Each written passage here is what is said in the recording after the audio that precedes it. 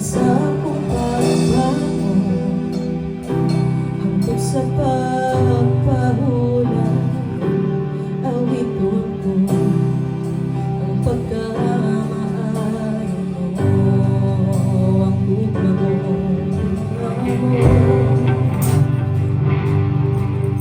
Ugalon mo ay tinutubad,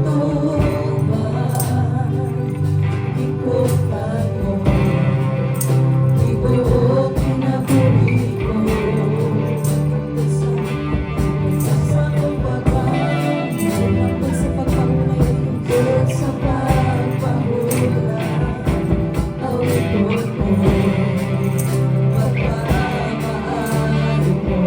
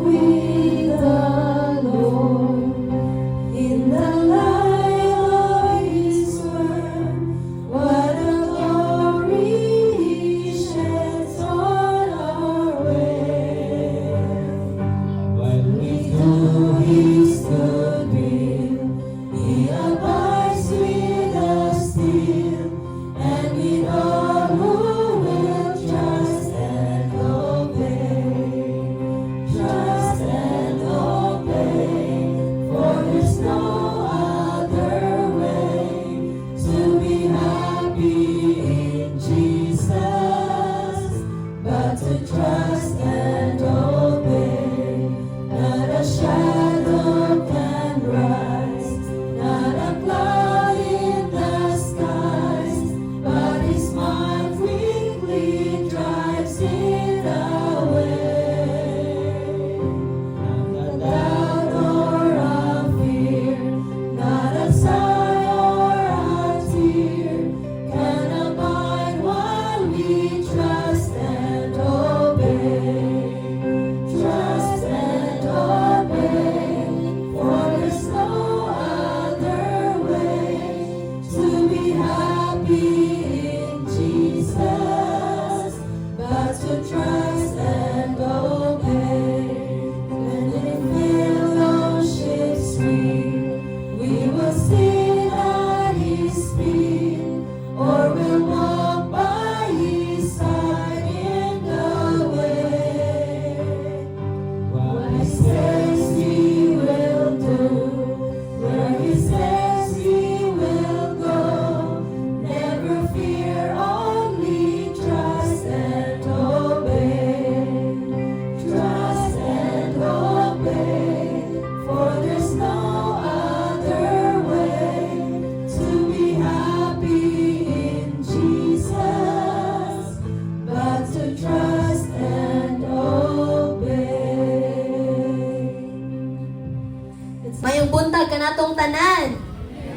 Amen. Hallelujah. Kinsa pa'y nagmalipayon nga niya na usab kita dining tanan. Amen. We must be joyful, for today is the day that the Lord has made. Hallelujah. So, no, this week, niaging simana from July 1 to 5, it is the youth camp, summer youth camp with the theme Dilaab. No, so Dilaab ug ang ilahang nga main scripture makita diha sa Hebrews chapter 12 verse 29, where it says, For our God is a consuming fire. For our God is a consuming fire. Maong ang theme, Dilaab. No, so samtang nagpaminaw ko sa katong first time pa na ko pagdungog sa theme, Dilaab. Basin magdilaab atong kasing-kasing sa pagpangalagad sa Ginoo. So, but as I read the main scripture sa theme in Hebrews chapter 12 verse 29, it says, For our God is a consuming fire. Og sa Bisaya pa, tayong sa atong bulungon, sa Hebrews chapter 12 verse 29, kay ang atong Dios sama sa kalayo nga mosunog gayud. Kay ang atong Dios sama sa kalayo nga mosunog gayud. So that's why we have the scripture from 1 Chronicles chapter 13 verse 1 to 12. Unsa may nahitaboan ni? So no, nabasa, samtang nagbasa ta, gidesire ni David na mabalik ang Ark of the Covenant diha sa Israel. Have you heard Ark of the Covenant? Nakadungog na ba mo sa ang Ark of the Covenant? So, nadire ang picture sa Ark of the Covenant.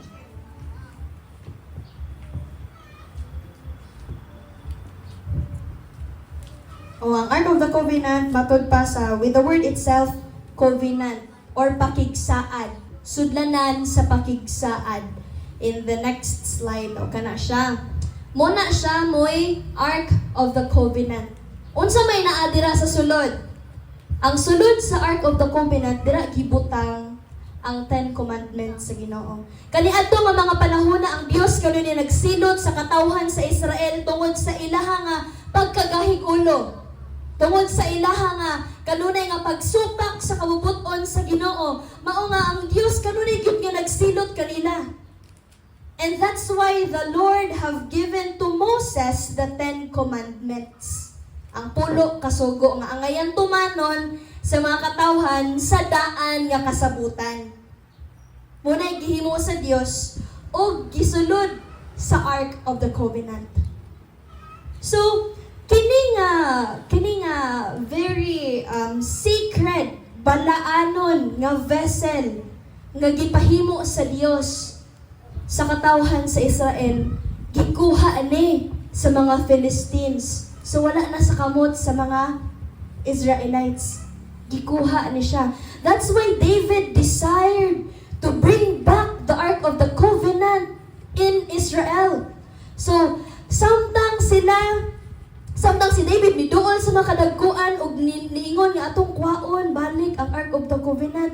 So, dako ang kalipay sa ilang mga kasing-kasing tungod kay nibalik na.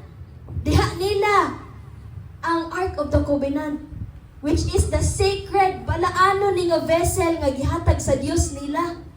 Para nila kung sa atoa pa, katunay siyang pinakakuan jud, pinaka-importante para diha sa ilahang nga tent kaniadto.